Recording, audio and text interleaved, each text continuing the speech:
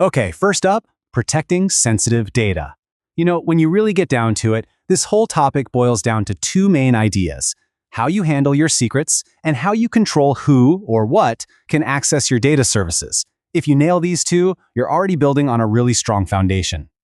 So let's talk about secret management. What even is a secret? Simple. It's anything that can unlock your systems. We're talking API keys, database passwords, you name it. And the absolute number one mistake people make? Just pasting them right into their application code. No way. Secret management is all about getting those credentials out of your code and locking them up tight in a secure, centralized vault. And on Google Cloud, your go-to tool for this is, you guessed it, Secret Manager. The whole idea is your app doesn't need to know the password itself. It just asks Secret Manager for it when it needs it at runtime. And as you can see, this isn't just for passwords. We're talking everything from Redis auth strings to application API keys, even the TLS certificates that keep your website secure. Now listen up, because this is a huge deal for the exam. The real power here is in the automation. See, the best practice isn't just to store secrets safely, it's to rotate them constantly. And Secret Manager can do that for you. It can automatically change passwords on a schedule you set. Think about that. Even if a credential leaks, who cares? It might only be valid for a short period of time. It's a total game changer for security. Okay, so we've locked up the keys to the kingdom, right? Our secrets are safe. But what about the kingdom itself? I mean, protecting the credentials is one thing, but how do we actually shield our databases and storage services from would-be attackers? And this right here perfectly illustrates one of the most fundamental concepts in cloud security.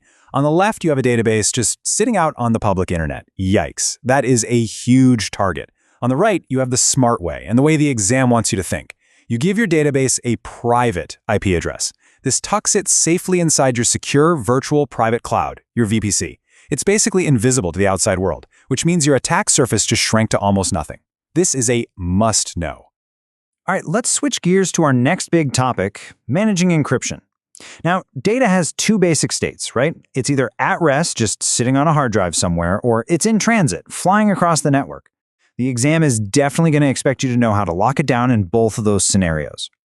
So, right out of the box, Google Cloud encrypts all of your data at rest. It's awesome, requires zero setup, and it's a great security baseline. But for a lot of companies, especially in fields like finance or healthcare, that's not going to cut it. They have auditors and regulations breathing down their necks, and they need to be the ones holding the keys to their own data. That's exactly what Customer Managed Encryption Keys, or CMEK, is for. You use the Cloud Key Management Service, KMS, to create your own keys. You are in control. It means you and only you have the final say on who gets to decrypt that data. So how do you actually do this? Conceptually, it's pretty straightforward. First, you make what's called a key ring in KMS. Think of it as a container. Then, inside that ring, you create your actual crypto key. But here's the most important part, the part that can trip people up. Step 3. You have to explicitly give permission to a service's service account, say for cloud storage, to use your key. It's an IAM permission. If you forget that step, cloud storage can't encrypt or decrypt anything. This gives you incredibly fine-grained control. Okay, what about data that's on the move? Encryption in transit. This one's actually a bit simpler, but it's just as vital. The standard approach here is to use a Google Cloud Global External HTTPS load balancer. It manages the whole SSL/TLS certificate thing for you. Basically, it ensures all the traffic between your user's web browser and the edge of Google's network is scrambled and unreadable. You know that little lock icon you see in your browser? Yep, the load balancer is what makes that happen for your whole application. And that brings us to our last major topic: data privacy. Now, this is a bit different. We're not just talking about stopping bad guys anymore. We're talking about being a responsible custodian of data. It's all about setting rules for how long you keep information and, just as importantly, making sure you get rid of it for good when you're supposed to. This is huge for legal and compliance reasons. The official term for this is data lifecycle management.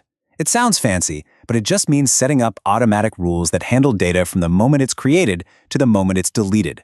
The key word there is automatic. You want to set it and forget it.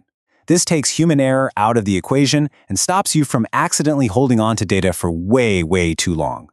And a classic practical example of this is with cloud storage buckets. Let's say you have a bucket where you store database backups. You can set a lifecycle rule on that bucket that says, hey, if any file in here is older than, say, 90 days, just delete it. Poof, gone. It's a super simple way to make sure that old, sensitive backup data isn't just lying around forever. It's automation doing the compliance work for you. Okay, let's bring it all home. We have gone through a ton of stuff, but let's boil it all down to the essentials. If you remember nothing else from this, remember these key points. These are your absolute must-knows for Section 3. So let's run through the checklist. 1. Use Secret Manager. Get those credentials out of your code. 2. Isolate your data services. Private networking is your best friend. 3. Take control of your encryption with CMEek, especially when compliance is on the line. 4. Automate your data privacy with retention policies. And last but not least, 5. Always encrypt data in transit using TLS. That's the playbook. So as you keep studying, I want you to think about this question for a minute. For the projects you're working on right now or that you've worked on in the past, which one of these strategies would have made the biggest difference? Really think about it. Because once you start applying these ideas to your own work, they stop being just exam topics and start becoming real skills. And that's how you're really going to crush this. Good luck.